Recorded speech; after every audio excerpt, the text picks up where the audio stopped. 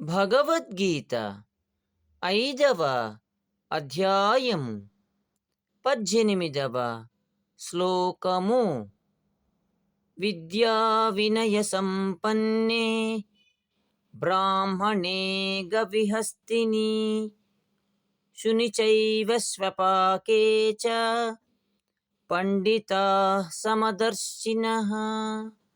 భావం: విద్యా వినయాలు కలిగిన వ్యక్తిని ఆవును, ఏనుగును మరియు కుక్కను ఇలా అన్నిటినీ సమానంగా చూసేవాడే నిజమైన పండితుడు.